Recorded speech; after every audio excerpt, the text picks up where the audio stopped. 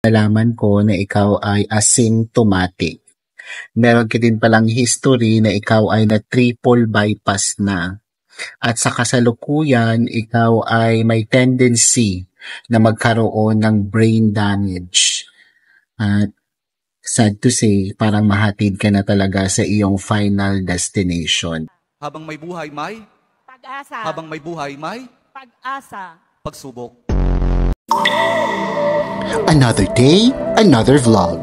Welcome to A Day in a Life. Lumipad ang aking team from Taguig to Kapitolyo, Pasig. Keme! Chill lang ang biyahe natin for today kasi ang travel time ng BGC to Kapitolyo, Pasig is only for 5 to 10 minutes kung naka-motor taxi ka. Hindi ka lang makapag-stop the car. You arrived in your destination. Keme!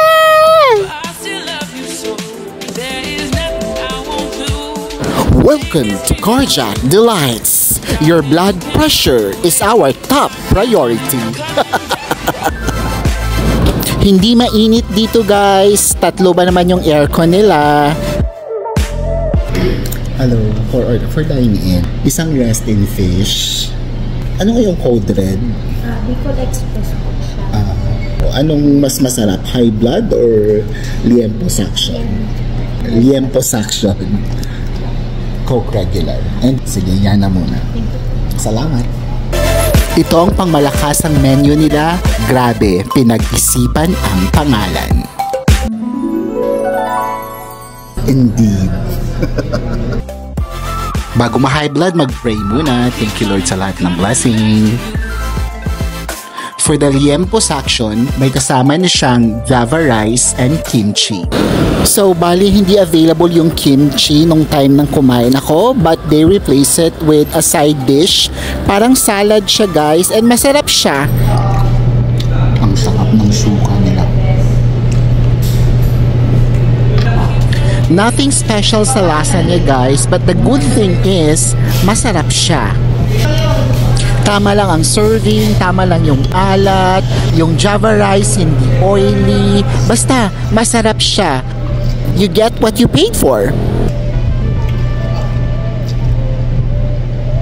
At iyan naman ang paborito ko, Tawilis.